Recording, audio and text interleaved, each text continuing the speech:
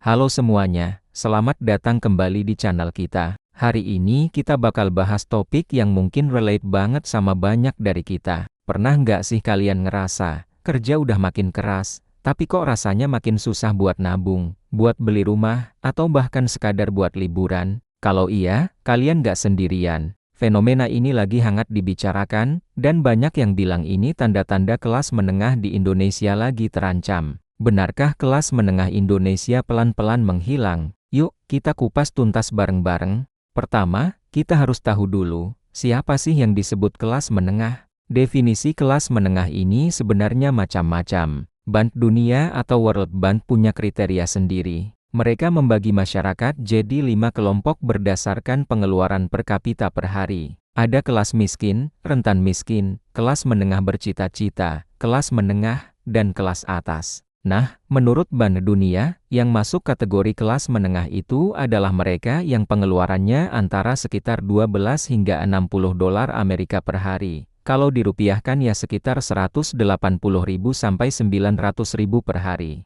Lumayan besar ya kelihatannya, tapi banyak yang merasa definisi ini kurang pas dengan realita di Indonesia. Coba bayangin, pengeluaran 180.000 per hari di Jakarta sama di kota kecil lain di Jawa Tengah. Pasti beda banget kan rasanya. Makanya, ada juga yang lebih suka pakai definisi berdasarkan gaya hidup dan aspirasi. Kelas menengah itu biasanya mereka yang punya akses ke pendidikan yang lebih baik, layanan kesehatan yang layak, punya kendaraan, bisa liburan sesekali, dan punya harapan bahwa anak-anak mereka nanti hidupnya bisa lebih baik dari mereka.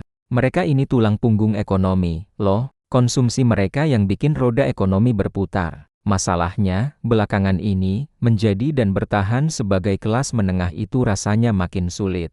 Banyak yang merasa terjebak. Dibilang miskin, ya enggak juga, karena masih bisa makan dan punya tempat tinggal. Tapi dibilang sejahtera, kok jauh banget dari kata itu. Gaji sepertinya naik, tapi kenaikan harga barang-barang kebutuhan pokok, biaya pendidikan anak, biaya kesehatan, dan harga rumah naiknya jauh lebih cepat. Ini yang disebut sandwich generation, generasi yang harus menanggung biaya hidup orang tua, sekaligus membesarkan anak-anak mereka sendiri. Bebannya double. Salah satu tekanan terbesar yang dirasakan kelas menengah adalah soal kepemilikan rumah. Harga properti, terutama di kota-kota besar, naiknya sudah nggak masuk akal. Buat anak muda atau keluarga baru, membeli rumah pertama rasanya seperti mimpi yang makin sulit digapai. Gaji bulanan seringkali habis cuma buat bayar sewa atau cicilan, belum lagi buat kebutuhan sehari-hari. Akhirnya, banyak yang harus menunda punya rumah, atau bahkan pasrah dan berpikir tidak akan pernah bisa punya rumah sendiri. Ini bukan cuma soal tempat tinggal, loh. Punya rumah itu seringkali jadi simbol pencapaian dan keamanan finansial bagi kelas menengah. Lalu, ada juga soal inflasi yang nggak kelihatan tapi dampaknya besar banget. Kenaikan harga barang dan jasa ini pelan-pelan menggerogoti daya beli kita. Uang 100.000 hari ini, rasanya beda banget kan nilainya dibanding 5 tahun lalu. Nah, kalau kenaikan gaji kita nggak bisa mengimbangi laju inflasi, artinya secara real kita jadi lebih miskin, walaupun nominal gaji kita naik. Ini yang bikin banyak orang merasa kok uangnya cepat habis, padahal rasanya nggak beli apa-apa yang aneh-aneh. Pendidikan juga jadi isu penting. Kelas menengah sangat peduli dengan pendidikan anak-anak mereka. Mereka rela mengeluarkan biaya besar demi menyekolahkan anak di tempat yang bagus, dengan harapan masa depan anak lebih cerah. Tapi, biaya pendidikan berkualitas sekarang ini juga makin mahal. Dari uang pangkal yang jutaan bahkan puluhan juta, sampai biaya bulanan dan kegiatan ekstrakurikuler. Ini menjadi beban finansial yang sangat berat, dan seringkali memaksa orang tua untuk berhemat di pos-pos pengeluaran lain. Terus, apa yang terjadi kalau tekanan ini terus berlanjut? Ada beberapa kemungkinan. Pertama, sebagian dari kelas menengah ini bisa turun kelas, kembali menjadi kelompok rentan miskin. Satu kejadian tak terduga saja, misalnya sakit keras atau kena PHK, bisa langsung menghancurkan kestabilan finansial yang sudah dibangun bertahun-tahun. Ini yang paling ditakutkan. Kalau banyak kelas menengah yang turun kelas, artinya angka kemiskinan bisa bertambah. Kedua, munculnya fenomena yang disebut kelas menengah ngepas. Mereka ini secara status mungkin masih kelas menengah, tapi hidupnya pas-pasan banget. Gaji datang, langsung habis buat bayar tagihan. Nggak ada ruang buat nabung, apalagi investasi, hidup dari gaji ke gaji. Kondisi ini rentan banget secara finansial dan juga mental. Stres karena masalah keuangan itu nyata dan bisa berdampak buruk bagi kesehatan dan hubungan keluarga. Kalau kelas menengah menyusut, dampaknya ke ekonomi negara juga besar. Seperti yang saya bilang tadi, mereka ini motor penggerak konsumsi domestik. Kalau daya beli mereka turun, permintaan terhadap barang dan jasa juga akan turun. Pabrik-pabrik bisa mengurangi produksi, toko-toko jadi sepi, dan ujung-ujungnya bisa terjadi perlambatan ekonomi. Jadi, ini bukan cuma masalah personal, tapi masalah kita semua sebagai satu bangsa. Lantas, apa solusinya? Tentu ini masalah yang kompleks dan butuh solusi dari berbagai pihak.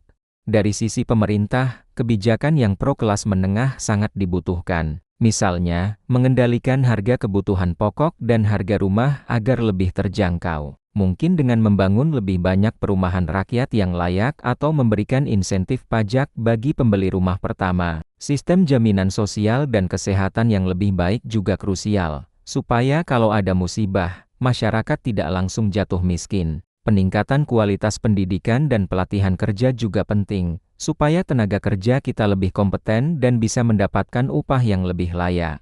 Dan yang tidak kalah penting, menciptakan lapangan kerja yang berkualitas, bukan cuma kerja serabutan dengan upah rendah. Dari sisi kita sebagai individu, apa yang bisa kita lakukan? Pertama, dan ini yang paling penting, adalah meningkatkan literasi keuangan. Kita harus pintar-pintar mengelola uang. Belajar membedakan antara kebutuhan dan keinginan, membuat anggaran bulanan, disiplin menabung dan berinvestasi. Jangan sampai terjebak gaya hidup konsumtif dan utang yang tidak perlu, cuma demi terlihat di media sosial. Kedua, terus tingkatkan skill atau keahlian kita. Di dunia yang cepat berubah ini, kita nggak bisa cuma mengandalkan ijazah. Kita harus terus belajar hal baru, ikut kursus online, seminar, atau pelatihan. Dengan skill yang lebih baik, kita punya posisi tawar yang lebih kuat di dunia kerja, dan peluang untuk mendapatkan penghasilan tambahan juga lebih besar. Mungkin bisa mulai cari side hustle atau bisnis sampingan kecil-kecilan. Penting juga untuk membangun dana darurat. Idealnya, kita punya simpanan setara 3-6 bulan pengeluaran. Dana ini fungsinya sebagai jaring pengaman kalau terjadi hal-hal yang tidak diinginkan, seperti kehilangan pekerjaan atau ada kebutuhan mendadak.